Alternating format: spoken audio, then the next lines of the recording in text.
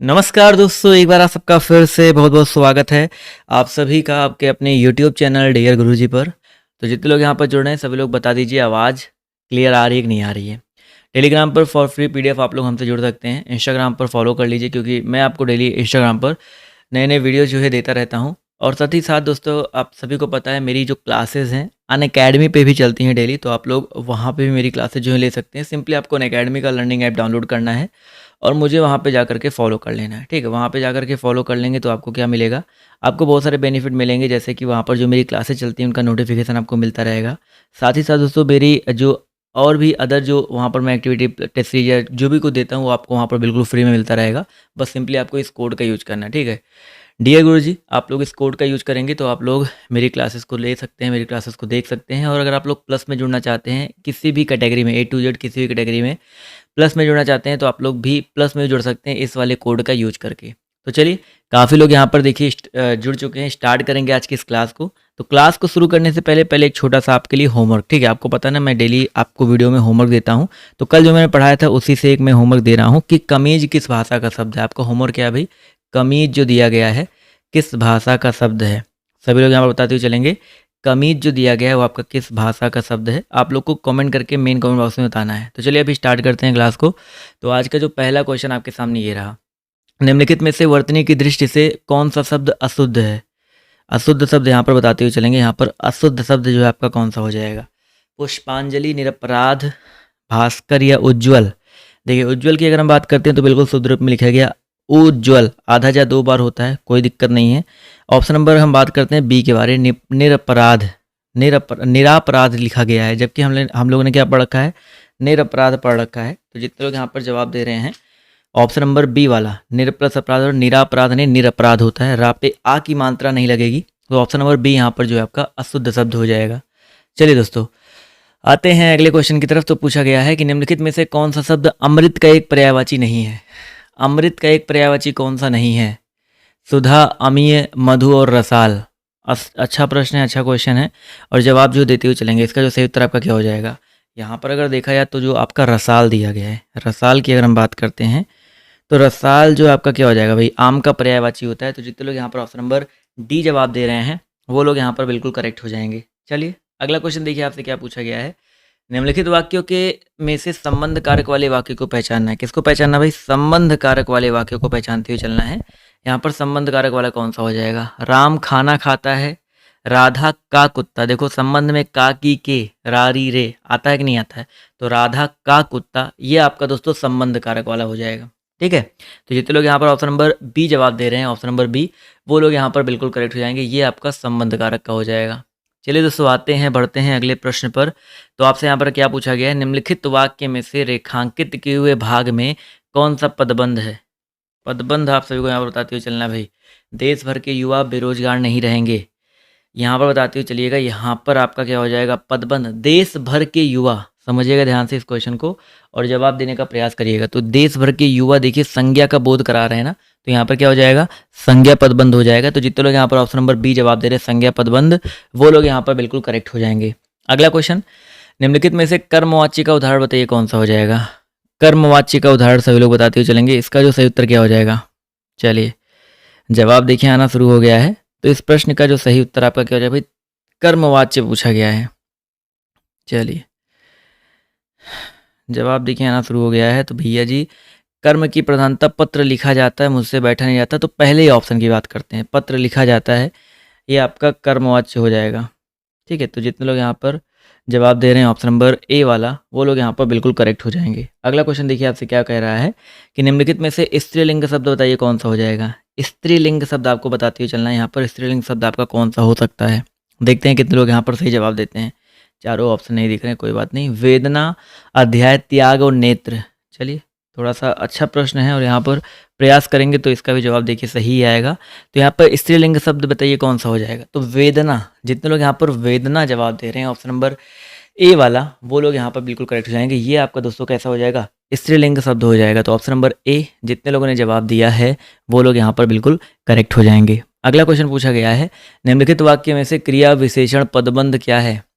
क्रिया विशेषण पदबंध छाटते हुए चलना है आपको। यहाँ पर उस पहाड़ी के पीछे मेरा गांव है, तो क्रिया विशेषण देखो उस पहाड़ी के पीछे, यहाँ पर इतने ही की बात करते हैं, तो उस पहाड़ी के पीछे ये मेरा गांव है। तो ये क्रिया विशेषण, क्रिया की विशेषता जो आपका यहाँ पर बताया जा रहा है, गांव होना, गांव का होना एक क्रिया है, और कहाँ पर है, होना कहाँ पर बोध हो रहा है, उस पहाड़ी के पीछे है। तो इस वजह से ऑप्शन नंबर जो इसका ए दिया गया साथियों, ये आपका क्या हो जाएगा, ये आपका एक प्रकार से क्रिया विशेषण पदबंध हो जाएगा। चलिए आते हैं अगले प्रश्न पर। तो अगला प्रश्न सभी लोग जवाब देने का प्रयास करेंगे। वियोग श्रृंगार की कितनी दशाएं मानी गई हैं? वियोग श्रृंगार की कुल कितनी दशाएं मानी गई हैं? ये अच्छा प्रश्न है भाई, देखते हैं कितने लोग यहाँ पर सही जवाब देते हैं। वियोग श्रृंगार, देखिए श्रृंगार उसके दो भेद होते हैं, संयोग श्रृंगार और वियोग श्रृंगार। और वियोग श्रृंगार की अगर हम बात करते हैं तो इनकी टोटल 10 दशाएं होती हैं। कितनी होती हैं भाई? आपकी 10 दशाएं होती हैं। उनमें से कुछ मैं आपको बता दूं, जैसे एक अभिलाषा, चिंता, स्मृति, बहुत सारे ऐसे करके आपके टोटल 10 दशाएं होती हैं। तो ऑप्शन नंबर सी जितने लोग जवाब दे रहे हैं वो लोग यहाँ पर बिल्कुल करेक्ट हो जाएंगे। अगला क्वेश्चन क्या पूछा गया है, निम्नलिखित में से प्रशंसा सूचक विस्मयादि बोधक काव्य कौन सा नहीं है? क्या पूछा गया है? प्रशंसा सूचक विस्मयादि बोधक काव्य जो आपका कौन सा नहीं है? सभी लोग यहाँ पर बताते हुए चलेंगे। इस प्रश्न का जो सही उत्तर आपका क्या हो जाएगा? चलिए धीरे धीरे यहाँ पर देखिए जवाब आना शुरू हो गया है। तो इस प्रश्न की अगर हम बात करते हैं तो यहाँ पर जो करेक्ट आंसर आपका क्या हो जाएगा, देखा जाए तो यहाँ पर इस प्रश्न में प्रशंसा सूचक साधु साधु, बाप रे बाप, सुंदर और शाबाश, इसमें अगर देखा जाए तो आपका बाप रे बाप ये आश्चर्य का बोध करा सकता है। ठीक है, ये आपका प्रशंसा नहीं, बाप रे बाप आश्चर्य का, या बाप रे बाप आप कह सकते हो शोक सूचक का भी अव्यय हो सकता है। बट यहाँ पर प्रशंसा सूचक अव्यय तो बिल्कुल भी नहीं है। तो ऑप्शन नंबर सी जितने लोग जवाब दे रहे हैं वो लोग यहाँ पर बिल्कुल करेक्ट हो जाएंगे। अगला क्वेश्चन देखते हैं आपसे यहाँ पर क्या पूछा गया है, ध्यान से देखिएगा, बहुत ही अच्छा प्रश्न है। क्वेश्चन के ऑप्शंस दिख रहे हैं ना। बोरो सब रघुवंश कुठार की धार में, वारन वाजी सरत ही, वान की वायु उड़ान के लक्षण, लक्ष्य करो अरिहा समत्थरी। तो यहाँ पर आपको बताता है ये पंक्तियों में कौन सा रस है। चलिए भाई इन पंक्तियों में आप सभी को रस बताते हुए चलना है। क्वेश्चन नंबर 10 है। तो यहाँ पर अगर देखा जाए तो जब आपको यहाँ पर क्या हो सकता है, अगर क्वेश्चन नंबर 10 की अगर हम बात करते हैं तो यहाँ पर देखा जाए तो ध्यान से आपका हो जाएगा क्या, रौद्र रस। कुछ लोग यहाँ पर जवाब दें, जहाँ पर किसी विरोधी, किसी अपकारी आदि के कार्य होने की चेष्टा का बोध होता है, या क्रोध नामक स्थायी भाव जागृत होती है मन के अंदर, तो वहाँ पर क्रोध रस होता है, रौद्र रस होता है। तो यहाँ पर रौद्र जितने लोग जवाब दे रहे हैं ऑप्शन नंबर डी, वो लोग यहाँ पर बिल्कुल करेक्ट हो जाएंगे। चलिए अगला क्वेश्चन देखिए आपसे यहाँ पर क्या पूछा गया है, उपविराम का चिन्ह बताइए क्या हो जाएगा। उपविराम बहुत ही अच्छा प्रश्न है और जवाब देने का प्रयास करेंगे। उपविराम यहाँ पर कौन सा हो जाएगा? ये देखो पहला जो लगा है ये आपका क्या उपविराम होता है कि नहीं होता है? तो पहले ऑप्शन की बात करते तो ये आपका पहला उपविराम है। दूसरा ये आपका अर्धविराम होता है। ठीक है, ये आपका अर्धविराम है। ये प्रश्नवाचक है। चारों ऑप्शन क्लियर करते हुए चलेंगे, प्रश्नवाचक हो जाएगा। इसके अलावा यहाँ पर अगर हम बात करते हैं, ये आपका छोटा ब्रेकेट जिसको बोलते हैं। तो यहाँ पर जितने लोगों ने जवाब दिया है ऑप्शन नंबर डी वाला, वो लोग यहाँ पर जो है बिल्कुल करेक्ट हो जाएंगे। चलिए अगला क्वेश्चन देखिए आपसे यहाँ पर क्या पूछा गया है, ध्यान से देखिएगा और सभी लोग जवाब जो देने का प्रयास कीजिएगा। चलिए ध्यान से देखिए, कबीरदास, तुलसीदास, सूरदास आदि कौन कौन से संत कवि हैं? चलिए सभी लोग यहाँ पर बताते हुए चलेंगे, कबीरदास, तुलसीदास, सूरदास ये किस काल के कवि हैं? चलिए फटाफट जवाब जो देते हुए चलिएगा। इस प्रश्न का जो सही उत्तर आपका क्या हो जाएगा? जवाब देखिए यहाँ पर धीरे धीरे आना शुरू हो गया है। तो इस प्रश्न की अगर हम बात करते हैं तो इस प्रश्न का जो सही उत्तर आपका क्या हो जाएगा, 12 नंबर क्वेश्चन की अगर हम बात करते हैं तो ये सारे आपके भक्ति काल के कवि हैं। ठीक है, भक्ति काल जितने लोग जवाब दे रहे हैं ऑप्शन नंबर बी, वो लोग यहाँ पर बिल्कुल करेक्ट हो जाएंगे। अगला क्वेश्चन, अजंत के लिए सही संधि विच्छेद को चुनिए।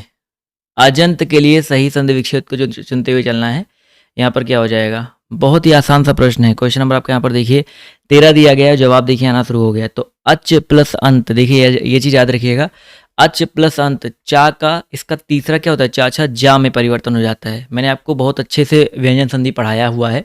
छोटा सा वीडियो है, शायद 10-15 या 20 मिनट का कह सकते हो, ध्यान नहीं है कितने मिनट का वीडियो, बट ये चीज़ याद रखिएगा। ये आपका जो है आपका किसका बोध कराता है? यहाँ पर देखा जाए तो ये आपका अजंत जो है आपका व्यंजन संधि का उदाहरण है। क्लियर है? अगला क्वेश्चन देखिए आपसे क्या पूछा गया है, किसका प्रयोग सदैव एक वचन में होता है? किसका प्रयोग सदैव एक वचन में होता है? नदी, साधु, प्रत्येक और घर। नदी, साधु, प्रत्येक और घर, किसका प्रयोग सदैव एक वचन में होता है? चलिए जवाब देखिए यहाँ पर धीरे धीरे आना शुरू हो गया। तो भैया यहाँ पर अगर देखा जाए तो प्रत्येक शब्द की अगर हम बात करते हैं, प्रत्येक शब्द की अगर हम बात करते हैं तो प्रत्येक शब्द का प्रयोग जो है सदैव किस में होता है, एक वचन में होता है। प्रति प्लस एक मिलके मतलब प्रत्येक शब्द हमेशा एक वचन में होता है। नदी का नदिया हो जाएगा, साधु का साधुएं हो जाएंगे, घर का घर भी हो सकते हैं, मतलब बहुवचन में इसका प्रयोग किया जा सकता है अगर इसको थोड़ा सा परिवर्तन कर दो, लेकिन प्रत्येक शब्द का प्रयोग सदैव एक वचन में होता है, ये चीज़ याद रखिएगा। निम्नलिखित में से कौन सा शब्द क्षणिक का विलोमार्थी है?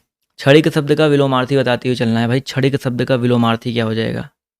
जवाब सभी लोग देते हुए चलेंगे भाई। क्षणिक शब्द का विलोमार्थी क्या हो जाएगा? शाश्वत हो जाएगा। ठीक है, शाश्वत। बहुत ही अच्छा प्रश्न है। शाश्वत जितने लोग जवाब दे रहे हैं ऑप्शन नंबर बी वाला, वो लोग यहाँ पर बिल्कुल करेक्ट हो जाएंगे।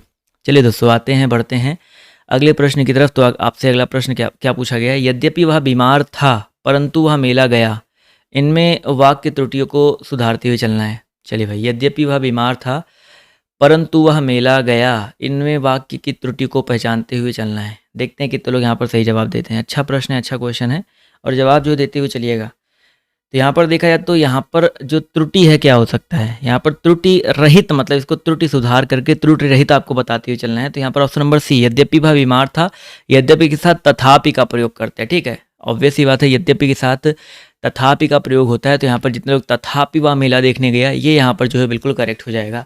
ऑप्शन नंबर जितने लोग जवाब दे रहे हैं सी वाला, वो लोग यहाँ पर बिल्कुल करेक्ट हो जाएंगे। क्लियर है? चलिए अगला क्वेश्चन देखिए, आपसे यहाँ पर क्या पूछा गया है। माला फेरत जुग भया, गया न मन का फेर, कर का मन का डारी के, मन का फेर।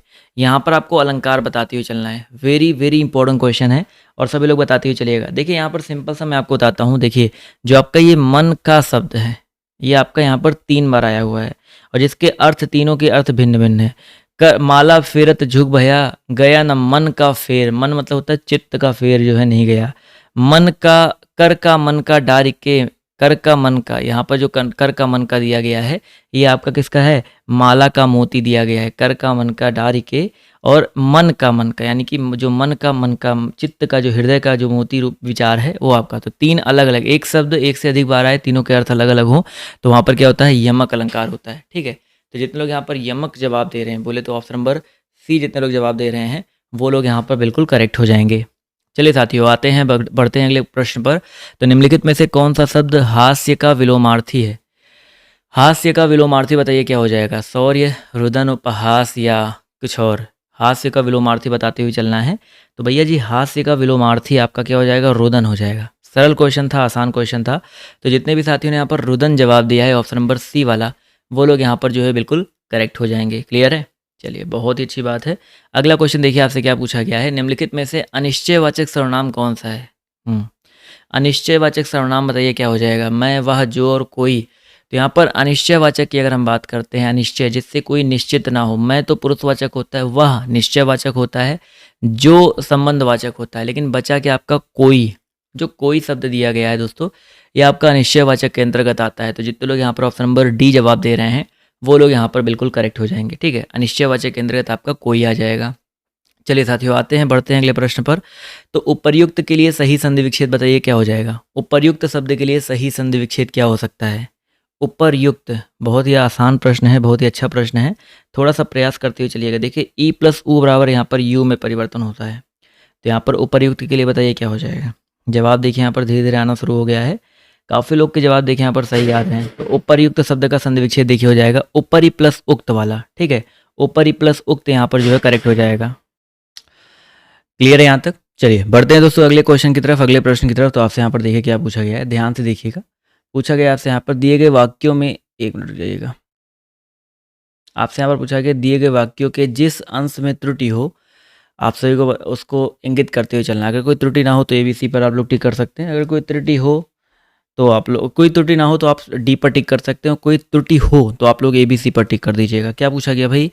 कृपया आप ही यह बताने की कृपा करें कि दिल्ली कब चलना है। अब देखो यहाँ पर कृपया आप ही, कृपया पहले लग गया है ना, तो यहाँ पर अगर आपका कृपया यहाँ पर लग गया है तो आप ही यह बताने की कृपा करें, तो यहाँ पर या तो ये वाला, तो ऑप्शन नंबर यहाँ पर देखा है तो B वाला जो ऑप्शन, ये आपका गलत हो जाएगा। क्लियर है? चलिए अगला क्वेश्चन देखिए क्या पूछा गया है। दुम दबाकर भागना, इस मुहावरे का सही अर्थ बताइए क्या हो जाएगा? दुम दबाकर भागना। अच्छा प्रश्न है, सभी लोग यहाँ पर जवाब जो देने का प्रयास करेंगे। तो भाई दुम दबाकर भागना मतलब क्या होता है? बिना डर के भागना या डर कर भागना? तो भाई जो डर के भागते उन्हीं को बोलते हैं दुम दबाकर भागना ना। तो ऑप्शन नंबर जितने लोग C जवाब दे रहे हैं वो लोग यहाँ पर बिल्कुल करेक्ट हो जाएंगे। अगला क्वेश्चन देखिए क्या पूछा गया है, कौन सा वाक्य सात्यता बोधक भविष्य काल में है? सात्यता बोधक भविष्य काल में कौन सा वाक्य है? आप सभी को यहाँ पर पोल के हिसाब से बताते हुए चलना है। जवान देश की सेवा करते रहेंगे। सात्यता बोधक भविष्य काल मतलब होता है कि एक ऐसे ऑप्शन का आपको चयन करना है कि वो भविष्य काल का वाक्य हो और वो सत्यता को मतलब वो सत्य भी हो। तो जो जवान है देश की सेवा करते रहेंगे, ये सत्य को दर्शा रहा है और भविष्य काल की बात भी कर रहा है। तो ऑप्शन नंबर जितने लोग ए जवाब दे रहे हैं वो लोग यहाँ पर बिल्कुल कर। अब कृष्ण मुरली बजाएगा मैं लखनऊ जाऊँगा, यहाँ पर अभी क्लियर नहीं है कि कृष्ण मुरली बजाएगा कि नहीं बजाएगा, मैं लखनऊ जाऊँगा कि नहीं जाऊँगा, ये चीज़ें अभी आपके यहाँ पर क्लियर नहीं है। अगला क्वेश्चन देखिए आपसे क्या पूछा गया है, टेस्टिमोनियल का हिंदी अनुवाद बताइए क्या हो जाएगा। अच्छा प्रश्न है, इसका जवाब जो देने का प्रयास करेंगे। टेस्टिमोनियल का जो आपका पूछा गया है हिंदी अनुवाद, थोड़ा सा ऊपर कर देते हैं, अभी आपको दिख रहा होगा। तो इस प्रश्न का जो सही उत्तर आपका क्या हो सकता है? जवाब देखिए यहाँ पर धीरे धीरे आना शुरू हो गया है। तो इस प्रश्न का जो सही उत्तर आपका क्या हो जाएगा? बिल्कुल सही जवाब आ रहा है सर, टेस्टिमोनियल का जो आपका कह सकते हैं हिंदी अनुवाद है आपका क्या होता है? ऑप्शन नंबर जितने लोग जवाब दे रहे हैं अनुशंसा पत्र, परिचय पत्र, स्तुति पत्र, तो इन सब में आपका जो है देखा जाए तो सी वाला ऑप्शन प्रमाण पत्र। ठीक है, वैसे प्रमाण पत्र के अलावा प्रमाण पत्र, भेंट, विवरण, टेस्टिमोनियल का मतलब बहुत कुछ हो सकता है, वो ज़्यादा शुद्ध रूप में यहाँ पर प्रमाण पत्र आपका हो जाएगा। अगला क्वेश्चन पूछा गया आपसे यहाँ पर कालिंदी, चलिए इसके बारे में बताते हुए चलेंगे। कालिंदी का पर्यायवाची क्या है? सरस्वती है या लक्ष्मी है, यमुना है, आपका गंगा है? अच्छा प्रश्न है, सभी लोग यहाँ पर बताते हुए चलेंगे। तो कालिंदी जो है दोस्तों याद रखिए कि ये जो है आपका यमुना का पर्यायवाची है। ठीक है, लक्ष्मी, सरस्वती, गंगा का पर्यायवाची मैंने आपको कोई बता रखी, त्रिपतगा होता है। लक्ष्मी के बारे में बता रखा है, बट यहाँ पर यमुना जो है कालिंदी का पर्यायवाची होता है, तो इसको गलत मत करिएगा। अगला क्वेश्चन देखिए आपसे क्या पूछा गया है कि बढ़ा चढ़ा कर कही गई बात के लिए एक शब्द बताइए कौन सा हो जाएगा। बढ़ा चढ़ा कर कही गई बात के लिए एक शब्द जो है आपका कौन सा हो जाएगा? तो भाई अतिशयोक्ति होता है, लेकिन शुद्ध रूप में कौन सा लिखा गया आपको ये बताना है। तो अतिशयोक्ति की अगर हम बात करते हैं तो शुद्ध रूप में देखिए ऑप्शन नंबर डी वाला लिखा गया है। तो जितने भी साथी, जितने दोस्त यहाँ पर डी जवाब दे रहे हैं अतिशयोक्ति में, वो लोग यहाँ पर बिल्कुल करेक्ट हो जाएंगे। अगला क्वेश्चन पूछा गया है कि विकृत आकार, वेश, बोली, चेष्टा, व्यवहार आदि के वर्ण से उत्पन्न होता है। ध्यान से देखिएगा भाई, विकृत आकार यानी कि कुछ उल्टा सीधा आकार हो, अड़भंगा सा आकार हो, कुछ उसका जो वेशभूषा हो थोड़ी अजीब सी हो, बोली अजीब सी हो, व्यवहार अजीब सा होता है, इससे क्या होता है? हास्य रस का बोध होता है। किस रस का बोध होता है भाई? हास्य रस का बोध होता है। तो जितने लोग यहाँ पर ऑप्शन नंबर ए जवाब दे रहे हैं वो लोग यहाँ पर बिल्कुल करेक्ट हो जाएंगे। क्लियर है? अगला क्वेश्चन देखिए आपसे यहाँ पर क्या पूछा गया है, निम्नलिखित में से विशेषण शब्द बताइए क्या हो जाएगा। इन चारों में आप सभी को विशेषण छापते हुए चलना है। लंबाई, बुढ़ापा, समझ और शांत। तो जैसे मैंने आपसे सिंपली आपसे क्या पूछा, हमने बोला कि वो बहुत शांत स्वभाव का है। ठीक है, अगर लंबा लिखा होता तो आपका विशेषण हो जाता, लेकिन शांत की अगर हम बात करते हैं तो उसके स्वभाव की विशेषता बताई जाए, वो शांत स्वभाव का है। तो यहाँ पर जो दिया गया आपका ऑप्शन नंबर डी वाला शांत, ये आपका एक प्रकार से गुणवाचक विशेषण होता है। तो यहाँ पर जितने लोगों ने ऑप्शन नंबर डी जवाब दिया है वो लोग यहाँ पर बिल्कुल करेक्ट हो जाएंगे। अगला क्वेश्चन देखिए आपसे क्या पूछा गया है कि किस छंद के प्रत्येक चरण में 28 मात्राएं होती हैं और 14-14 या 16-12, देखो 16-12 मैंने आपको पढ़ा रखा है, 16-12 मात्राओं पर यति बताइए किस में होता है। 28 मात्राएं किस में होती है, पहले ये याद रखो भाई, 28 मात्राएं और 16 और 12 पे यति आपका किस में होता है? हरि गीतिका में होता है। किस में होता है? हरि गीतिका में होता है। तो ऑप्शन नंबर जितने लोगों ने सी जवाब दिया है वो लोग यहाँ पर बिल्कुल करेक्ट हो जाएंगे।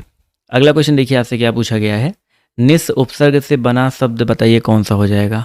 निस उपसर्ग से बना शब्द निम्नलिखित में से कौन सा है? पापी, पापी में निस कहीं दिख नहीं रहा है, निष्पाप और निशा में दिख रहा है, बट निशा शब्द आपका एक मूल शब्द है, तो निशा शब्द में तो नहीं लगा है, बचा क्या आपका निष्पाप। तो यहाँ पर जितने लोग ऑप्शन नंबर बी जवाब दे रहे हैं इसमें लगा हुआ है, तो ऑप्शन नंबर बी यहाँ पर दोस्तों बिल्कुल करेक्ट हो जाएगा। क्लियर है? चलिए अगला क्वेश्चन देखिए आपसे क्या पूछा गया है, सर्प के लिए सही पर्यायवाची वाले शब्दों की पंक्ति को चुनते हुए चलना है। किसके लिए भाई? सर्प के लिए सही पर्यायवाची वाले शब्दों की पंक्ति को चुनते हुए चलिए। व्याल, भुजंग, उरग, व्याल, या आपका यहाँ पर कुछ और हो सकता है। चलिए इस प्रश्न का जवाब जो देते हुए चलेंगे। 31 का जो सही उत्तर आपका क्या हो जाएगा? जवाब देखिए यहाँ पर आना शुरू हो गया भाई। सर्प के लिए यहाँ पर शुद्ध आंसर क्या हो सकता है? यहाँ पर देखिए व्याल, व्याल दिया गया है, भुजंग दिया गया है, उरग दिया गया है। तो यहाँ पर ऑप्शन नंबर जो इसका बी वाला दिया गया है ये यहाँ पर जो है बिल्कुल करेक्ट हो जाएगा। क्लियर है? चलिए बहुत अच्छी बात है, ऑप्शन नंबर बी जितने लोगों ने जवाब दिया है वो लोग यहाँ पर बिल्कुल करेक्ट हो जाएंगे। अगला क्वेश्चन देखिए आपसे यहाँ पर क्या पूछा गया है, ध्यान से देखिएगा और सभी लोग जवाब देने का प्रयास कीजिएगा। हिंदी भाषा में निम्नलिखित में से कौन सा शब्द फ्रेंच भाषा से लिया गया है? हिंदी भाषा में कौन सा शब्द जो आपका फ्रेंच भाषा से लिया गया है, आपको ये बताते हुए चलना है। बहुत ही अच्छा प्रश्न है, क्वेश्चन भी बढ़िया है, तो सभी लोग यहाँ पर प्रयास करते हुए चलेंगे। फ्रेंच भाषा से कौन सा लिया गया है? तो दोस्तों यहाँ पर याद रखिएगा 32 नंबर क्वेश्चन में आपका यहाँ पर गार्ड, कारतूस, सूटकेस, अलमारी। तो यहाँ पर दोस्तों आपका करेक्ट आंसर क्या हो जाएगा? आपका जो कारतूस दिया गया है, कारतूस शब्द जो आपका फ्रेंच से लिया गया है। और 4 ऑप्शन डिस्कस कर लेते हैं। पुर्तगाली शब्द आपके, अलमारी पुर्तगाली है, सूटकेस भी आपका पुर्तगाली है, और आपका यहाँ पर गार्ड जो शब्द दिया गया ये भी आपका सूटकेस तो आपका अंग्रेजी का शब्द है, अलमारी जो है आपका पुर्तगाली का है। गार्ड की अगर हम बात करते हैं तो गार्ड जो है GAURD ये भी आपका जो है अंग्रेजी का ही है। तो गार्ड और सूटकेस अंग्रेजी के हैं, अलमारी जो है आपका पुर्तगाली हो जाएगा। क्लियर है? चलिए, यहाँ तक आई होप सबको क्वेश्चंस क्लियर हो गए होंगे। तो आप लोग जल्दी से आप लोग अगली क्लास में आ जाइए जो कि आपकी GK और GS की चलने वाली है। वहाँ पर भी मैं आप सभी के लिए इसी तरह के कुछ इंपॉर्टेंट क्वेश्चंस लेकर के आया हूँ। तो आप लोग फटाफट अगली क्लास, जी हाँ, पॉलिटी स्पेशल चलती है, तो वहाँ पर जो है फटाफट आप लोग आ जाइए। तो आज की इस क्लास में सिर्फ इतना ही। अभी के लिए बाय बाय, टेक केयर, जय हिंद, जय भारत। मिलते हैं आप सभी से अगली वाली क्लास में। धन्यवाद क्लास में जुड़ने के लिए।